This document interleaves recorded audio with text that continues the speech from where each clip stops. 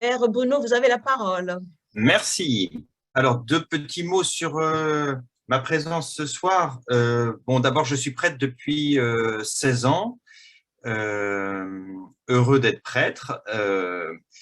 J'ai été seulement dans deux autres paroisses avant d'arriver dans le Val-d'Oise, à Cergy. Deux paroisses qui m'ont évidemment beaucoup marqué, et une s'appelle la paroisse du Saint-Esprit. Donc, et si j'y suis allé, c'est sans doute pas pour le hasard.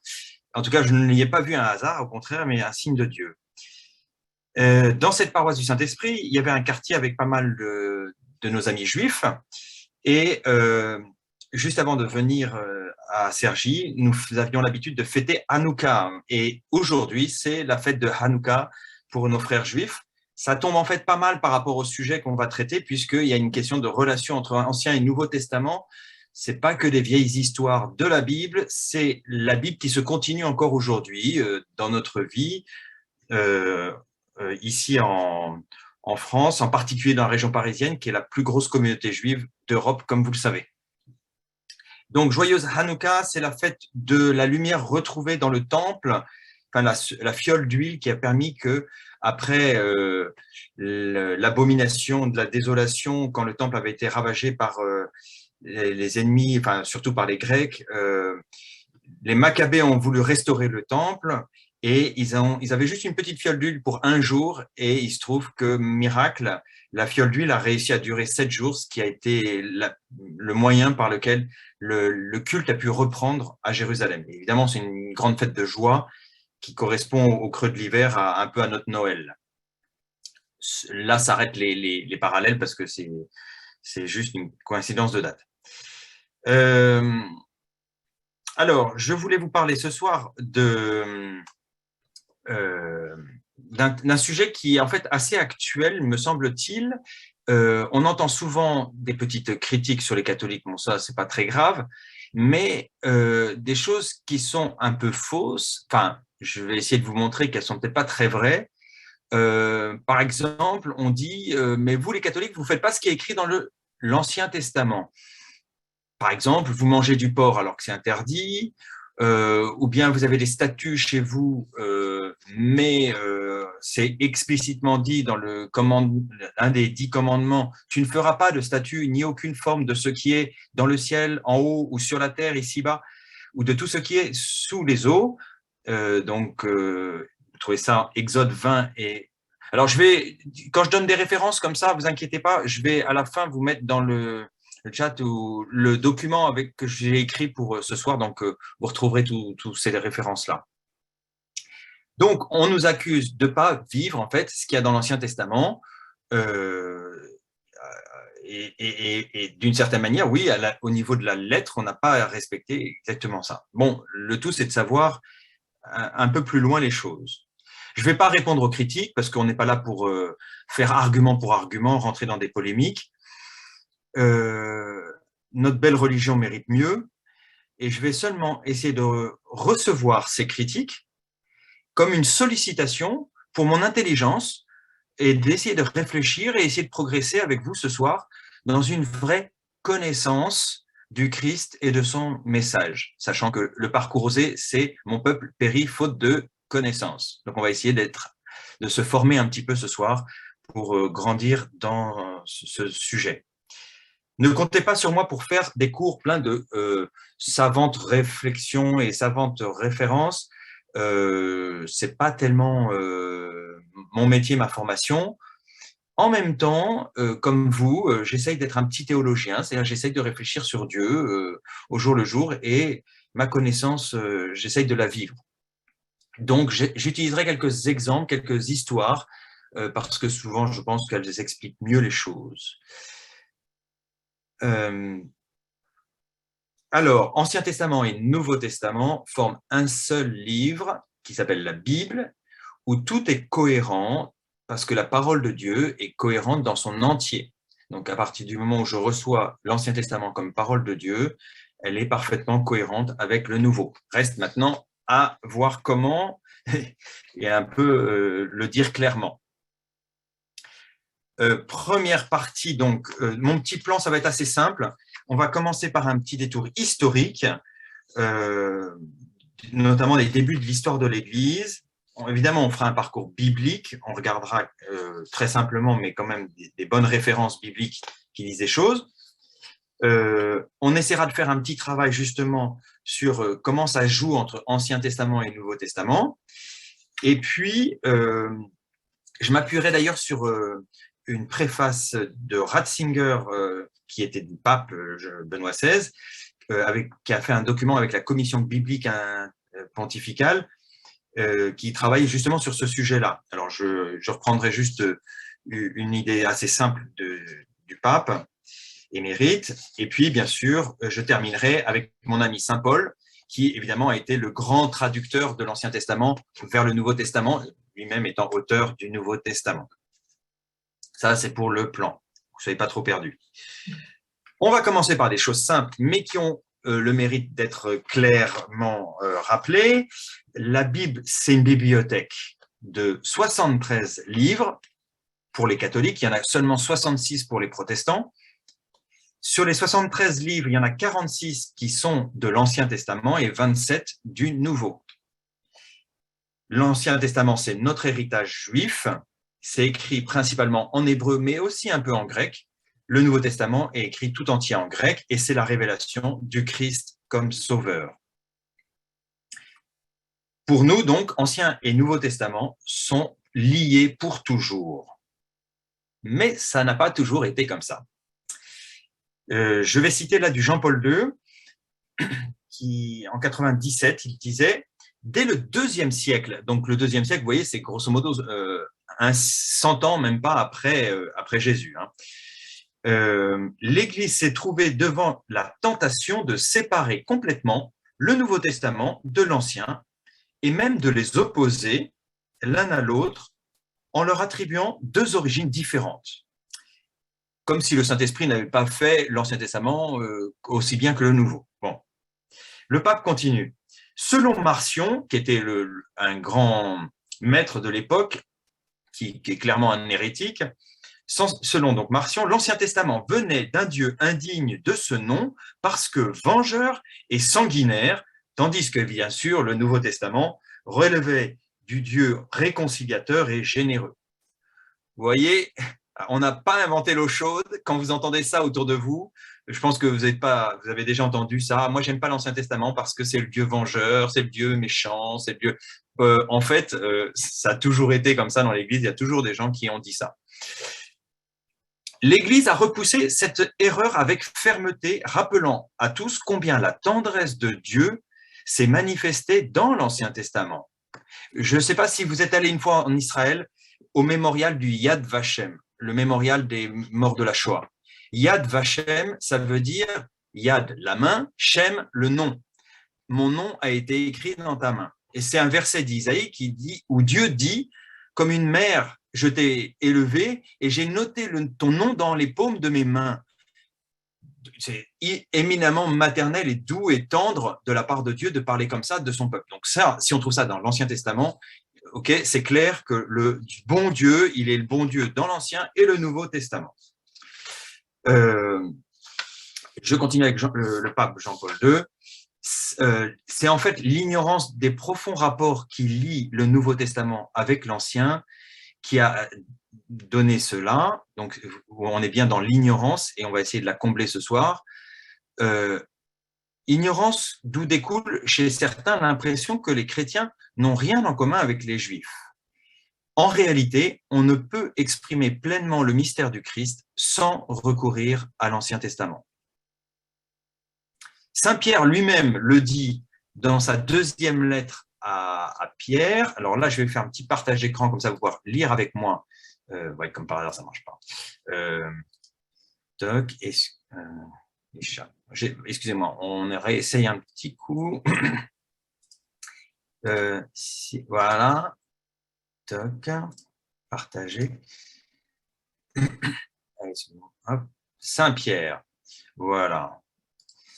Donc, vous avez Saint-Pierre qui nous dit « Cette voix venant du ciel », il fait référence à la transfiguration, « nous l'avons nous-mêmes entendue quand nous étions avec lui sur la montagne sainte, le mont Tabor, hein, et ainsi se confirme pour nous la parole prophétique, la parole des prophètes. Vous faites bien donc de fixer votre attention sur cette parole des prophètes comme sur une lampe brillant dans un lieu obscur jusqu'à ce que paraisse le jour et que l'étoile du matin se lève dans vos cœurs. » Il parle donc de la fin du monde et du retour du Christ que nous avons fêté aujourd'hui dans les lectures de ce dimanche. Ainsi, donc, déjà, la première génération chrétienne a tellement conscience qu'on ne peut pas comprendre Jésus, alors que même, ils ont vécu avec Jésus. Entre guillemets, ils n'avaient pas besoin de décodeurs, eux. Mais dès que Jésus s'en va, ils comprennent très bien que si on ne lit pas les prophètes, si on ne s'inspire pas… Alors, quand je dis les prophètes, on va dire c'est tout l'Ancien Testament, hein, ce n'est pas que Isaïe, Jérémie, Ézéchiel et Daniel. Si on ne va pas chercher dans l'Ancien Testament, même témoin oculaire, il ne peut pas comprendre vraiment le Seigneur Jésus. J'arrête ce partage. Et donc, il y a eu, un peu après donc Saint-Pierre, dans la communauté chrétienne, des chrétiens qu'on va appeler judéo-chrétiens, parce qu'ils étaient juifs et en même temps chrétiens. Ils parlaient l'araméen comme Jésus, et ils essayaient de vivre une vie pauvre. Jusque-là, tout a l'air très bien. Ils se mettent dans une spiritualité assez proche sans doute de Jean-Baptiste ou des Esséniens. Et seulement leur souci, c'est que à force de vivre comme ça, ils voient Jésus, et ils lisent beaucoup l'Ancien Testament, donc ils voient Jésus comme celui qui a accompli parfaitement la loi de l'Ancien Testament. Donc, pour eux, Jésus est un très bon juif, donc il n'est pas Dieu. Vous voyez le problème. Cette insistance sur Jésus comme Messie, mais juste seulement comme Messie chez les Ébionites, donc c'est le nom de cette famille de chrétiens, a donné tout doucement, a échauffé les esprits au point qu'ils ne lisaient plus que les choses dans une perspective eschatologique, c'est-à-dire on attend la fin du monde, ça va bientôt venir, et puisque ça ne vient pas si vite, on va commencer à aider Dieu à faire venir la fin du monde. Alors, on va faire la guerre contre les Romains, contre les machins, etc. Et donc, c'était un courant clairement guerrier. Certains chercheurs, je pense à Édouard Marie-Galès et Simon-Claude Mimouni, voient dans ces chrétiens-là toutes les racines de l'islam, qui voient évidemment, qui piochent dans les racines judéo-chrétiennes, mais qui voudraient activer un peu la venue de Dieu en utilisant la force, pourquoi pas. Pourquoi je parle de ces gens-là? Parce que vous voyez que, il y en a qui avaient l'intention de se couper de l'Ancien Testament et de ne vivre que le Nouveau Testament, mais il y en a d'autres aussi qui ne voulaient garder que l'Ancien. Dans les deux cas, on arrive à des impasses. Des impasses qui font couler le sang, hein. C'est des choses graves. Et donc, il ne faudrait pas que nous, aujourd'hui, on retombe dans les mêmes pièges, évidemment avec d'autres noms et d'autres circonstances, mais finalement avec les mêmes choses.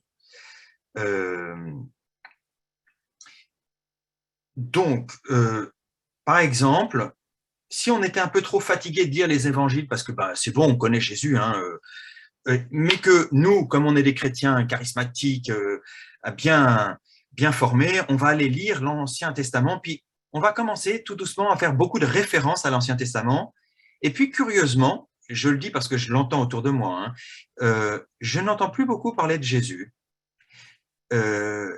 Et du coup, on tombe dans le travers que je vous ai dit tout à l'heure.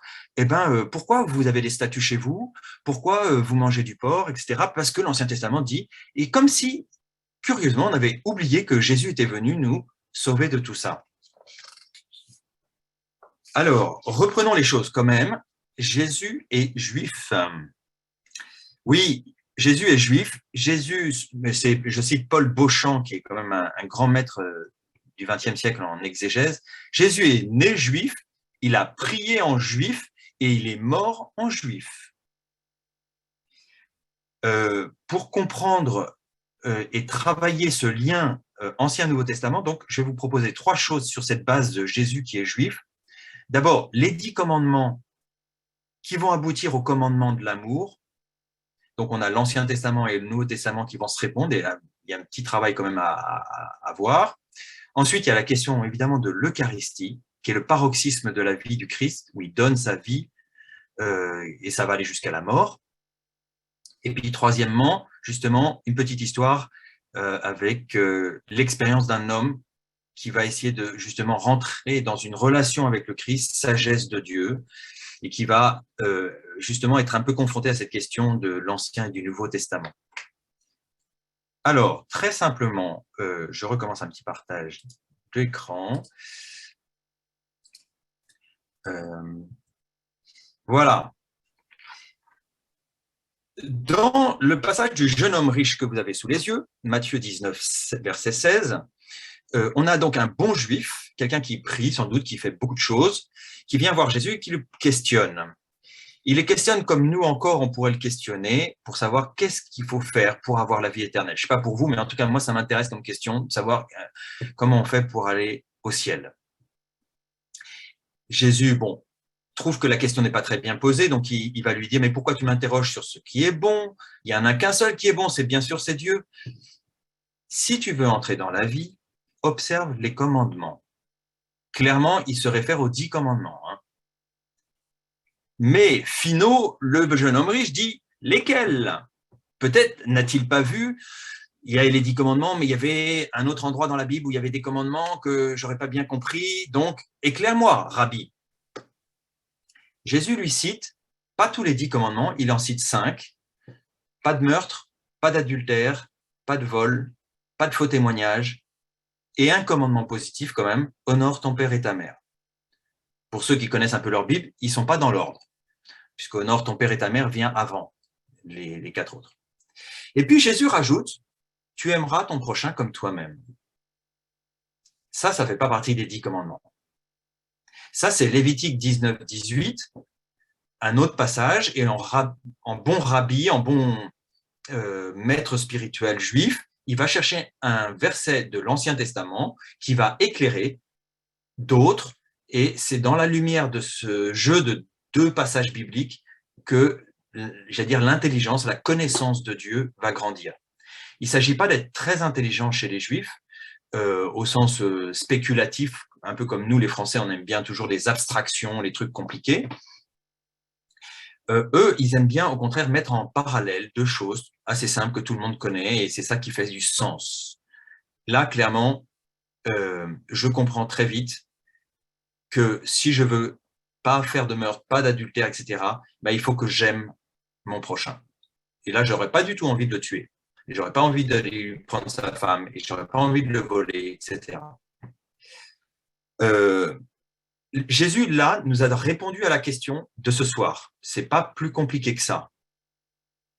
Il y a des commandements de l'Ancien Testament, mais ils sont à comprendre avec une lumière très simple, qui est un autre verset d'ailleurs de l'Ancien Testament, mais il fallait quand même la révélation du Christ pour les mettre côte à côte, pour nous les mettre sous les yeux et qu'on le comprenne. Donc vous voyez, c'est pas très compliqué en fait de faire le lien entre Ancien Testament et Nouveau Testament.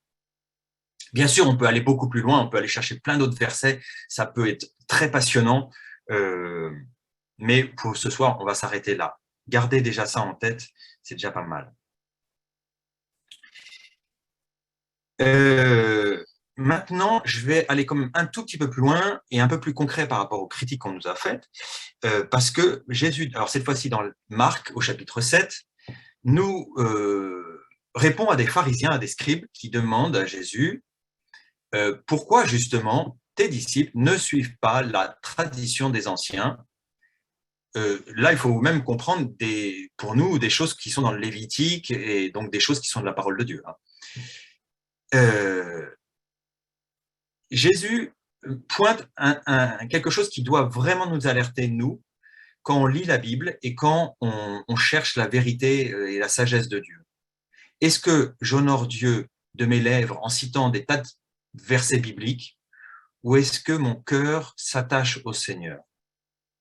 Ce peuple m'honore des lèvres, mais son cœur est loin de moi. J'espère que jamais Jésus me dira ça quand j'arriverai au ciel.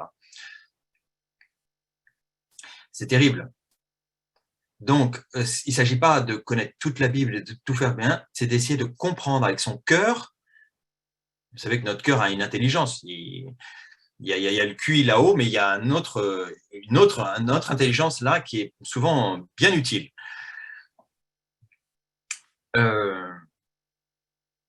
Et donc, du coup, Jésus conclut lui-même, vous laissez de côté le commandement de Dieu pour vous attacher à la tradition des hommes. Et ça, c'est tellement tous les jours ce qui se passe quand certains lisent la Bible, mais qui plaquent leur vision du monde. Et donc, du coup, ils s'attachent à la tradition des hommes, les traditions d'aujourd'hui. Il ne faut pas croire, on en a plein, les traditions dans le monde moderne, on en crée même tous les jours, et on en oublierait Dieu. Et les commandements de Dieu, on les pousse un peu sur le côté, et on lâche tout ça pour une bonne cause, bien sûr, mais en fait, sans s'en rendre compte, on a plaqué notre vie, nos commandements, nos traditions humaines sur, soi-disant, la parole de Dieu, mais on n'a pas écouté vraiment la parole de Dieu.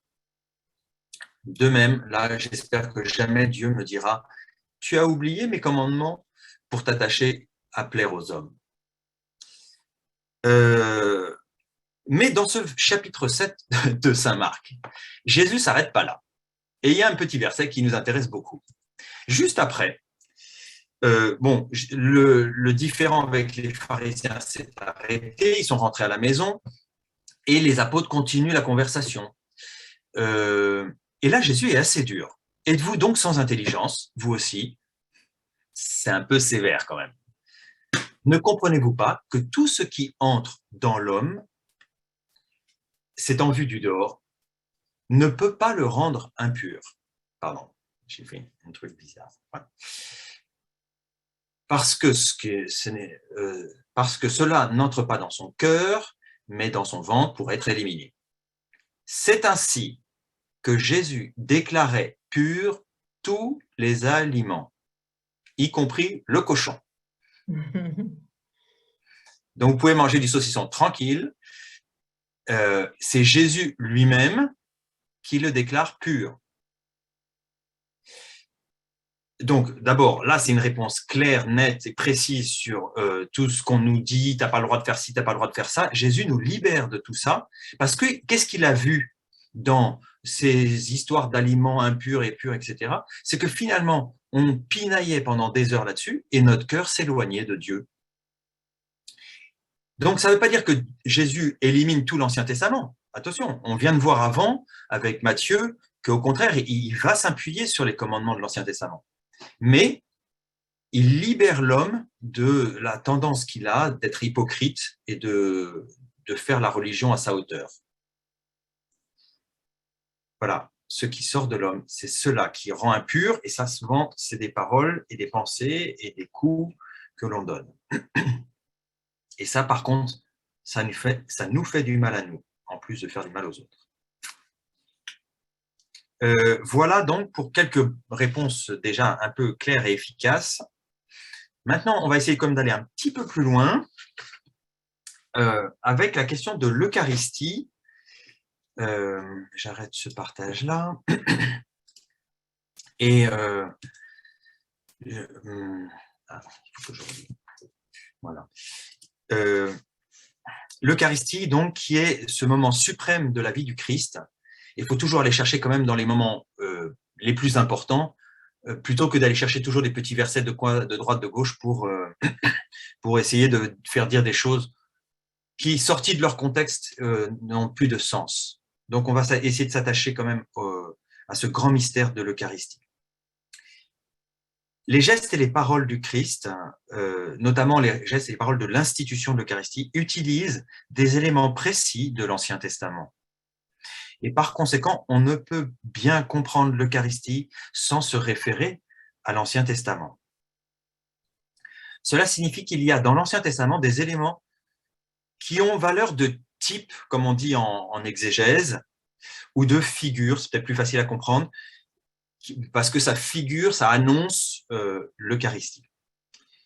Ces textes de l'Ancien Testament ont un sens littéral, bien sûr, mais ils ont aussi un sens ultime à la lumière du mystère du Christ et de l'Église. C'est-à-dire qu'on peut maintenant qu'on a Jésus qui nous a montré les choses, on va voir qu'en fait, la manne dans le désert, je sais pas quoi, tout ça, mais bien sûr, c'est évident, ça annonçait ceci, cela. Donc ça, je réemprunte ça à Paul Beauchamp. Et donc, je vous envoie un petit partage sur comment il a vu les choses, lui. Donc, avec mon petit tableau, là, vous voyez l'Ancien Testament, le Nouveau Testament, et puis ce qu'on vit aujourd'hui, nous. C'est pas tout bien ficelé, mon affaire, mais ça va vite vous parler. D'abord, l'Ancien Testament, on parle de sacrifices rituels et de sang répandu. On est très à l'aise dans l'Ancien Testament avec ça, parce que ça nous vient du paganisme, que quand on va voir Dieu, il est évident qu'on ne se présente pas les mains vides. Et qu'est-ce que je peux offrir à Dieu? Je peux offrir bien sûr une gerbe de blé, je peux offrir aussi un agneau, une poule, je sais pas quoi, enfin un animal que je prends de mon troupeau et que je vais offrir au Seigneur, à mon Dieu. Donc évidemment, dans le Nouveau Testament, quand on va voir le sang du Christ couler, nous, ça nous rappelle tout de suite quelque chose, parce qu'on sait que l'agneau pascal, dans l'Ancien Testament, il fallait le saigner avant de l'offrir en holocauste ou de le partager entre le fidèle et le prêtre, etc. Donc, toujours, on saigne l'animal. Donc, nous, évidemment, le sacrifice du Christ, quand le sang coule, ça nous dit quelque chose de très fort. Pourtant, à la messe, Dieu merci pour moi, c'est plus simple, le sacrifice eucharistique, il est non sanglant. La nappe reste blanche à la fin de la messe. Et pourtant, je vous ai bien dit, le corps du Christ, le sang du Christ. Alors, on va progresser, on va voir comment. Les produits de la terre, on avait souvent cette expression-là dans l'Ancien Testament. Ça commence avec Caïn et Abel, qui devaient offrir le premier sacrifice. Et bien sûr, dans le Nouveau Testament, le pain et le vin vont être les matières qui vont servir à Jésus à sa dernière scène. On va voir que en fait, c'est pas tout à fait au hasard. Dans la messe, de nouveau, on a quelque chose qui ressemble, puisqu'il y a le pain et le vin qui arrivent, bien sûr, mais il y a aussi la quête. La quête représente votre offrande. Tout le monde n'apporte pas un bout de pain au prêtre pour qu'il fasse la messe. Pourtant, le pain et le vin, ils venaient justement du peuple de Dieu pour montrer que le peuple voulait offrir quelque chose à son Dieu. Et il voulait offrir une action de grâce. En tout cas, dans la messe, c'est clairement ça. Et dans la scène aussi, le Christ veut rendre grâce à Dieu. Donc la quête, il faut la penser comme ça. Je rends grâce à Dieu quand je mets dans l'argent de la quête. Bon. Voilà. Alors, je vous ai parlé de la manne au désert.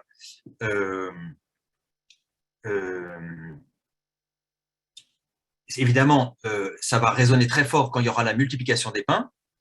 Je mets Jean 6 parce que Jean ne raconte pas la scène, le dernier repas du Christ, en tout cas l'offrande du pain et du vin, parce qu'il met tout dans la multiplication des pains et le discours du pain de vie qui suit derrière. Donc, on voit qu'il y a un geste, il y a une expérience dans l'Ancien Testament, et elle est retrouvée d'une manière un peu différente, mais quand même assez proche, puisque 5000 personnes qui mangent du pain, c'est comme le peuple de Dieu qui a été nourri. Mais Jésus nous fait l'exégèse, nous fait l'explication de ce miracle en nous disant, en fait, ce pain, c'est moi. Et donc, ça appelle, pour nous à la messe, l'idée que c'est le banquet de la sagesse, puisque le Christ est sagesse de Dieu. Et en même temps, on communie réellement au corps du Christ avec un pain réellement. Enfin, j'arrive à un point vraiment important. La Pâque, c'est le repas pascal. C'est vraiment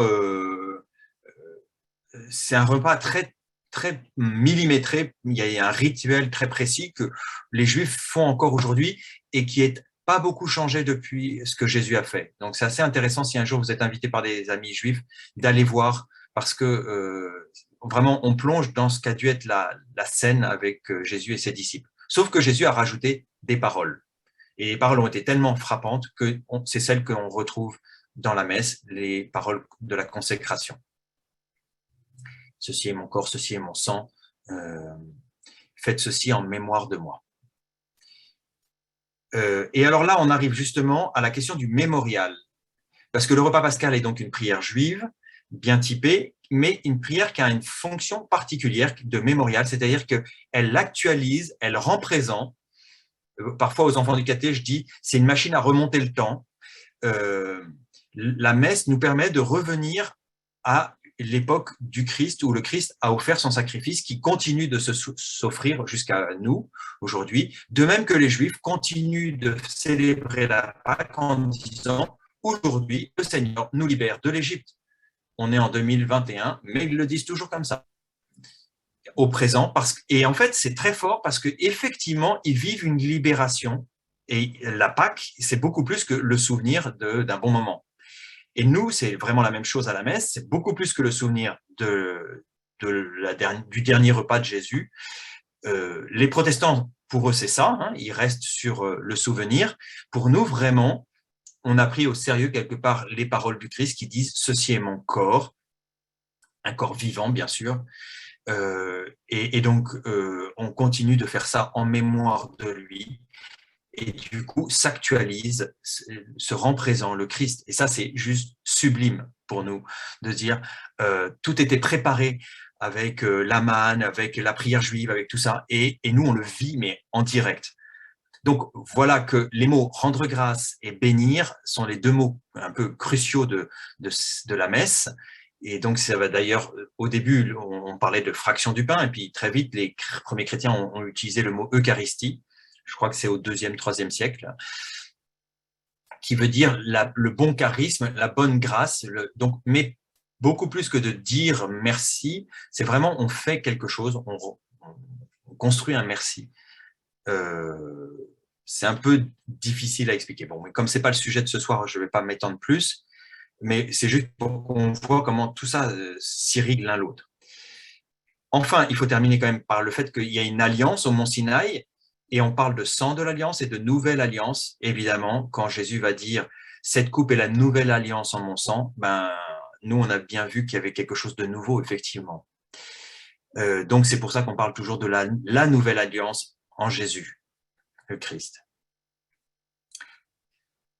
Enfin, il y a une dimension que peut-être vous connaissez, Isaïe 53, il y a eu déjà 3 chapitres dans Isaïe qui parlaient d'un serviteur un peu curieux, un serviteur souffrant, et en même temps ce serviteur va sauver son peuple. Le serviteur offre sa vie comme un mouton qu'on envoie à l'abattoir, dit Isaïe, mais il fait ça pour la multitude. Et Jésus verse son sang pour vous et pour la multitude, selon ses propres paroles. Donc, c'est évidemment frappant de se dire, non seulement la messe, ça nous met en communion, ça nous met dans l'alliance avec lui, mais en plus, ça paie tous nos péchés, ça nous libère de nos péchés. Donc, ça marche très fort avec, évidemment, la confession et la réconciliation, parce que les deux sont, j'allais dire, les deux côtés de la même pièce, qui est le salut et le rachat de nos péchés. Je termine dans la dernière case en bas à droite, le récit de l'institution, c'est ce qu'il y a dans la messe qui reprend exactement les paroles du Christ de notre Nouveau Testament et qui donc est très important parce que au moment où on dit ces paroles-là, on se replonge dans le moment où le Christ nous sauve. Et c'est pas juste pour, comme je vous disais avant, pour faire mémoire. Un peu vite fait peut-être.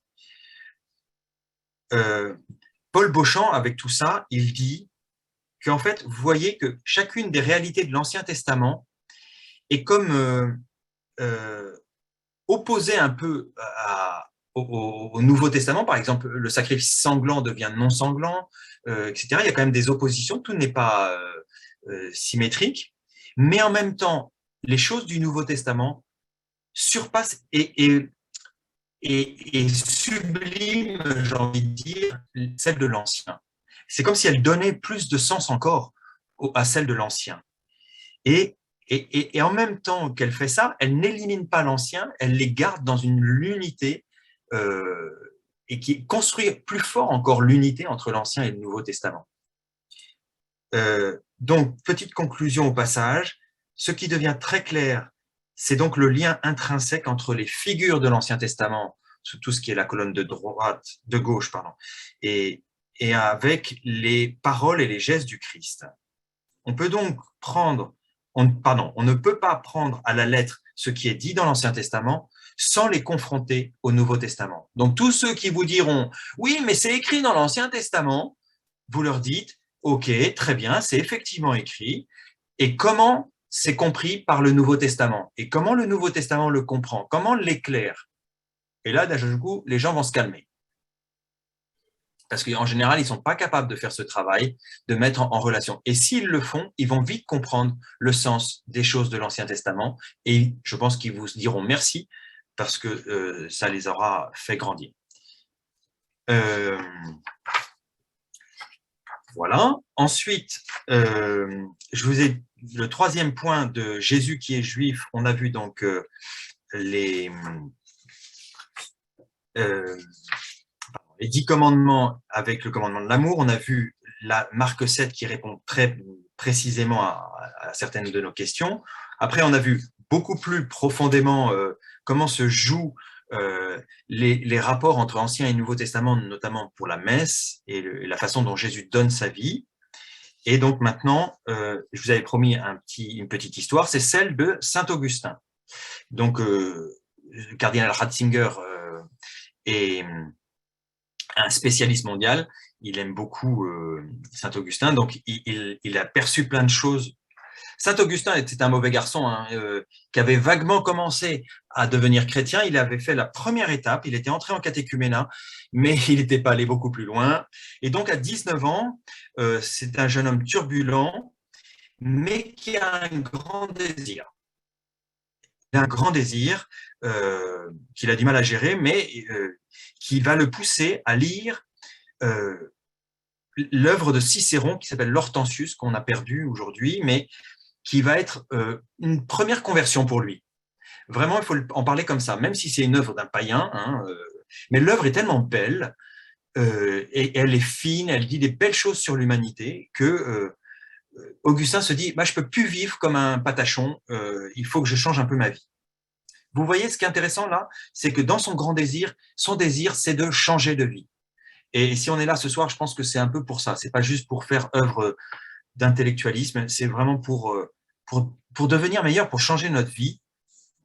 Tout à l'heure, dans la prière, on a entendu qu'on priait pour avoir des vies changées, et vraiment, c'est ça.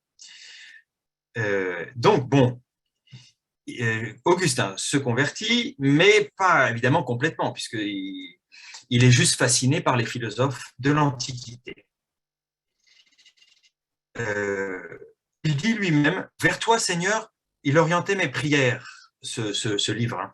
Je commençais à me relever, ça c'est le thème d'aujourd'hui, de dimanche, pour revenir à toi. Quelle ferveur j'avais, ô mon Dieu, et quelle ferveur! Et pour laisser là ce qui est terrestre et m'élever vers toi. » Donc, premier élan du cœur qui se retourne vers Dieu. Mais l'adhésion n'est pas complète. Et alors un jour, évidemment, sa mère étant chrétienne, il trouve une Bible et il l'ouvre. Et là, amère déception, très grande déception. C'est très mal écrit, la Bible. Par rapport à Cicéron, ça pèse vraiment rien du tout.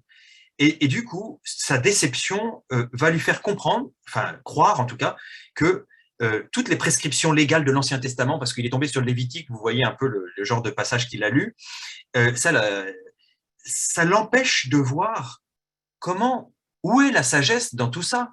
Et vous, je pense que vous avez fait la même expérience. Mais quand on lit tous ces passages de l'Ancien Testament, toutes ces guerres, toutes ces machins, on se dit, mais où est Dieu, quoi? Où est la sagesse de Dieu, la beauté de Dieu? Donc, il range le bouquin et pour quelques années, il ne va plus l'ouvrir. Mais la voix de la sagesse toujours l'appelle au fond de son cœur. Alors, il va faire un petit détour, enfin un grand détour, par ce qu'on appelle les manichéens, qui sont donc une espèce de secte chrétienne, qui avait justement qui méprisait l'Ancien Testament. Il ne gardait que le Nouveau, parce que l'Ancien, c'est justement trop de perversion. Alors évidemment, Augustin est tombé dans le panneau, il est allé tout droit là-dedans. Sauf qu'au bout d'un moment, il s'est rendu compte que ça ne marchait pas, leur truc. Et parce qu'il fallait vivre comme des purs esprits, des intellos, etc. Bon, il y a un moment, lui, il était un homme charnel et il avait besoin quand même que sa vie soit transformée. C'est-à-dire pas seulement ses idées, les grandes choses, mais il voulait vivre bien, équilibré. Aujourd'hui, les gens disent aligné avec eux-mêmes. C'est pas un terme chrétien, mais on pourrait l'utiliser quand même. Alors un jour, il tombe sur Ambroise.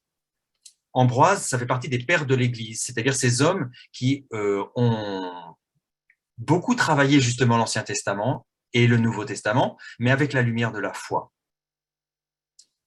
Et donc, par Ambroise, il va découvrir une interprétation de l'Ancien Testament qui rendait transparent le rapport de la Bible d'Israël, donc l'Ancien Testament, avec le Christ.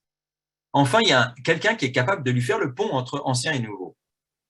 Donc ça, c'est peut-être aussi notre responsabilité, à nous, catholiques, chrétiens, de faire ces ponts-là pour que d'autres se disent « Ah mais oui, mais c'est très cohérent en fait ».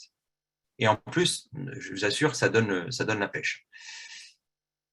Et ainsi, tout doucement, devenait visible la lumière de la sagesse qu'il recherchait. La voix de la sagesse, notez bien ça, elle s'adresse à tous, parce qu'elle vient de Dieu. Et le chemin qu'Augustin est en train de faire, ce n'est pas un chemin juste de conversion personnelle, il rencontre la sagesse de Dieu qui va pour tous les hommes. Et c'est très important parce que dans le monde individualiste dans lequel on est, chacun cherche à faire sa petite relation avec Dieu, moi, Dieu, Dieu, moi, et je m'en fous de l'Église, puisque de toute façon, du moment que j'ai eu un peu des frissons quand je chante des chants, des louanges, c'est bon, j'ai l'impression d'avoir la foi. Alors là, vous vous trompez dans les grandes longueurs. Et là, justement, c'est intéressant d'avoir un peu à confronter notre vie avec une vraie relation avec Jésus, l'Ancien Testament et l'Église. Une petite question culturelle s'est posée à cette époque-là, parce que tous ces pères de l'Église, ils travaillent à partir des textes grecs, de la culture grecque, des philosophes grecs. Et donc, du coup, ils ont fait une lecture de la parole de Dieu grecque. Bon, c'était très bien, il fallait commencer par là, puisque tout le monde parlait grec à l'époque. Mais du coup, on peut dire, en fait, le travail n'a pas été terminé. Les pères de l'Église ont fait un énorme travail magnifique, mais à nous, notre génération, doit continuer le travail. On doit continuer à lire l'Ancien Testament et le Nouveau Testament et chercher les connexions. Et les connexions, non plus avec, dans notre tête, les référentiels de la culture grecque, parce que je ne sais pas s'il y a beaucoup de gens qui peuvent me citer du Platon ce soir ou du Aristote. Mais par contre, on vient tous avec des héritages culturels sans doute assez variés, si on faisait le tour de tous ceux qui sont là ce soir. Et nos héritages culturels ont besoin d'être à la fois confrontés avec la parole de Dieu, éclairés par la parole de Dieu, et en même temps enrichis par cette expérience culturelle. Donc, si vous êtes chinois, la culture chinoise est très importante pour lire la Bible et elle va apporter des compréhensions de la Bible qu'on n'a pas aujourd'hui et qu'on attend parce que cette culture-là va se révéler. Mais il y a un danger, c'est de dire, moi, je maîtrise ma culture, je maîtrise la Bible et moi, je vais faire la synthèse. Et la tentation, elle est très moderne parce que l'homme moderne a l'impression qu'il maîtrise tout, notamment grâce à son petit téléphone magique. Mais en fait, il est très pauvre. Et donc, j'invite à une grande humilité pour que cela puisse donner un beau fruit.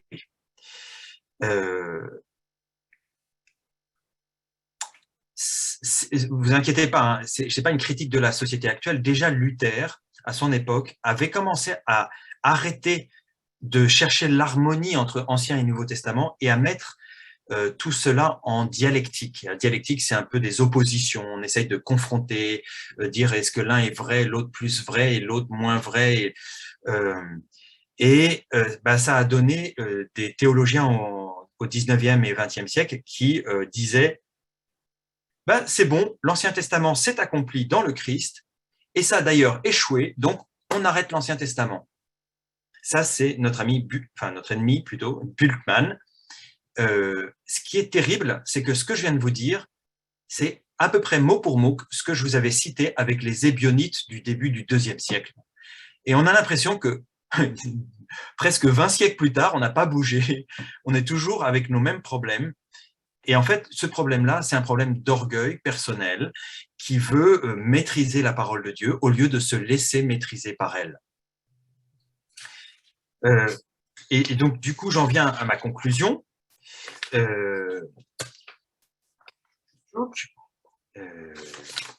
est-ce qu'il est ma conclusion? Voilà. La conclusion, je vais la faire avec Saint Paul. Parce que justement, lui, c'était un furieux orgueilleux, un pharisien et fier d'être pharisien. Il le répète d'ailleurs dans l'Épître aux Galates. Sauf qu'il va se convertir. Jésus va l'attraper par les yeux, si je puis dire, puisqu'il va devenir aveugle sur le chemin de Damas, et en même temps par la parole, puisque en entendant ces paroles, « Je suis Jésus que tu persécutes », il va faire ce travail de jonction en se disant « Le geste que je pose là, quand je mets un chrétien en prison, en fait, je persécute Jésus. Et visiblement, Jésus, il est Dieu parce que vu comment il m'apparaît, c'est pas les hommes, c'est pas un truc, c'est pas un rêve, c'est pas voilà. » Donc, il a tout à fait conscience que c'est Dieu qui lui parle. Et là, d'un seul coup, c'est un coup d'électricité dans sa tête. Et il se dit, mais alors, en fait, il y a vraiment une jonction entre tout ça. Alors, donc, vous connaissez l'histoire, je ne vais pas la raconter plus. Il se convertit à Damas. Il commence à évangéliser. Il descend même jusqu'à Pétra. Ceux qui sont allés en Jordanie, vous pouvez imaginer. Il a évangélisé par là pendant plusieurs mois. Ensuite, il est remonté à Damas. Ça a duré globalement 2 ans. Ensuite, il vient à Jérusalem. Il rencontre les apôtres. Et puis, il doit être un peu encombrant. Du coup, on lui dit, tu peux rentrer chez toi, hein, à Tars. Et donc, il va passer une dizaine d'années à Tars. Et j'insiste sur ce passage-là on ne le voit quasiment pas dans les Actes des Apôtres. C'est quasiment passé sous silence. Mais c'est important d'avoir conscience que pendant une dizaine d'années, le pauvre Paul, il est tout seul chez lui. Et qu'est-ce qu'il fait? Il fait le travail qu'on fait ce soir. Il fait le travail de relire son Ancien Testament et de lire maintenant la révélation qu'il a du Christ et sans doute des premiers écrits du Nouveau Testament qui commencent à circuler. Et il essaye de comprendre, et ça va mettre du temps. Et il va bosser, ce mec-là, il va bosser les Écritures. Après, on a du grand Saint Paul, on dit « Oh, c'est magnifique », mais en fait, c'est un type qui a vraiment travaillé son texte, comme on dit. Et puis, un jour, il y a l'appel de l'église d'Antioche. Il y a Barnabé qui vient le chercher à Tars et il lui dit, tu sais, il y a du boulot à Antioche, il faut annoncer l'évangile. Et il y a un truc bizarre, c'est qu'il y a des gens qui sont pas juifs et ils ont envie de devenir chrétiens. Alors là, ça interroge un peu tout le monde, mais Paul, ayant fait tout ce travail de digestion de sa culture juive, va pouvoir s'adresser aux gens qui y voient à Antioche, qui est une ville tellement mêlée, un peu comme, j'allais dire, le Val d'Oise. Et on ne cherche pas à savoir tu viens d'où, non, on parle, c'est tout. Et puis il se passe des miracles, et puis il se passe des choses extraordinaires. Alors là, Paul se dit, bon, c'est sans doute la volonté de Dieu, comme ça a été la volonté de Dieu de me convertir. Et du coup, il y a un truc qui craque dans son cœur, je peux parler à des non-chrétiens, à des non-juifs de ma religion juive, mais non pas pour en faire des juifs, mais pour leur annoncer Jésus. Mais pour leur annoncer Jésus, je serais quand même obligé de leur parler un peu d'Abraham, Moïse, David, etc. Donc, il va ensuite partir avec Barnabé, créer un certain nombre d'églises, il va planter des églises, comme on dit aujourd'hui, et des églises qui vont être pagano-chrétiennes, puisque plupart d'entre eux vont être des païens. Non pas qu'ils jettent les Juifs, au contraire, il n'a qu'une envie, c'est de parler aux Juifs, mais les Juifs ne se convertissent pas. Donc, il intègre tout doucement c'est pas nécessaire de devenir juif, mais pour autant, on va quand même les greffer sur l'olivier franc, comme il dit dans l'Épître aux Romains. L'olivier franc, c'est la racine juive. Il va faire une greffe de gens pour les mettre sur le judaïsme, mais sans les circoncire, sans leur imposer la cache-route, toutes les règles de se laver les mains, etc. Et donc, il va faire un énorme travail, pas seulement d'annonce de l'évangile, de créer des nouvelles communautés, mais un gros travail de digestion de la parole de Dieu, et il va faire ce lien Ancien-Nouveau Testament. Ensuite, il va y avoir la fin de la vie de Saint Paul. Il va mourir, comme vous savez, à Rome, décapité, et puis il meurt. Mais il faut savoir une chose, c'est que les communautés qu'il a créées ne sont pas du tout en odeur de sainteté dans l'Église naissante. La plupart des chrétiens sont des Juifs, qui sont beaucoup nés en Israël, en Palestine, et donc du coup, ils sont majoritaires, en nombre en tout cas. Et donc, on voit d'un très mauvais œil toutes les communautés que Paul a créées. D'ailleurs, même on a envoyé des missionnaires pour défaire ce que Paul a fait. On voit ça très bien dans toutes les lettres qu'il écrit. Et on n'est pas très content. Et puis arrive un drame absolu. En l'an 70, les Romains détruisent le temple de Jérusalem. Vous allez me dire quel rapport avec les chrétiens? Ben oui, sauf que le temple de Jérusalem, c'est le lieu de culte pour les Juifs. S'il n'y a plus de lieu de culte, il n'y a plus de religion juive, puisque tout est centré sur le temple de Jérusalem. Et c'est le drame absolu pour les Juifs. Et il y a un groupe de pharisiens qui va se réunir auprès de Yohanan ben Zakkai, c'est peut-être un nom que vous avez entendu, et dans une académie, une espèce d'école à Yabné ou Yamnia, dans les années 75, on va dire. Et ces Juifs-là vont déclarer que tous ceux qui se disent chrétiens sont exclus de la synagogue. Les chrétiens, donc, juifs, n'ont plus de lieu pour prier, n'ont plus de lieu pour se rencontrer, et sont exclus de leurs racines juives. Et là, c'est la catastrophe pour eux, parce que non seulement ils n'ont plus de temple pour prier, ils n'ont plus tout s'est détruit, et un premier drame, mais en plus, ils sont rejetés par leurs frères. Et là, c'est tellement le drame qu'ils ne savent plus comment faire. Et là, d'un seul coup, ils se disent, mais quand même, il y avait des communautés qui ont réussi à trouver un autre moyen d'être chrétien sans forcément avoir tout le rapport aux Juifs, à la vie juive.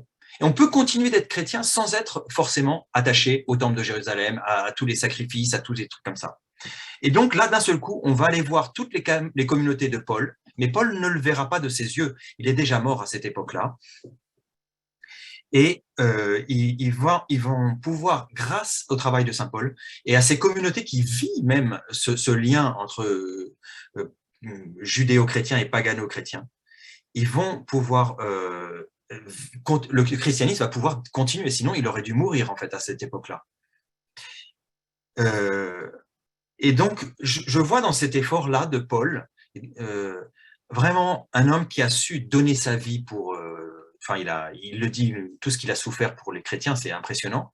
Mais pas seulement ça, il a vraiment accepté de mourir en laissant malheureusement toutes ces communautés en vraiment grande difficulté.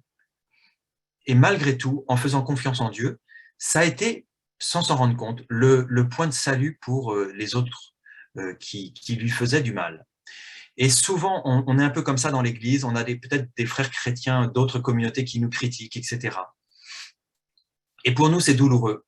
Et pour nous, on va peut-être porter vraiment difficilement cela. Et malgré tout, il faut qu'on garde la confiance comme saint Paul, que tout ce qu'on sème, tout ce qu'on vit, ça va avoir une saveur de vie éternelle et ça va porter un bon fruit, pourvu justement qu'on ne s'enorgueillisse pas de nos réussites pastorales, de nos réussites ecclésiales, communautaires, etc. Et donc, je voudrais terminer juste sur ce point d'une grande humilité qu'on doit essayer de cultiver, quand on lit la Bible, ben ouais, c'est difficile. Et ben, on essaye de faire ce qu'on peut, on essaye de s'éclairer. J'espère que je vous ai un petit peu éclairé ce soir avec un certain nombre de références. Voilà. Mais gardons cette humilité parce que la sagesse de Dieu sera plus efficace comme ça à travers nous. Amen. Amen.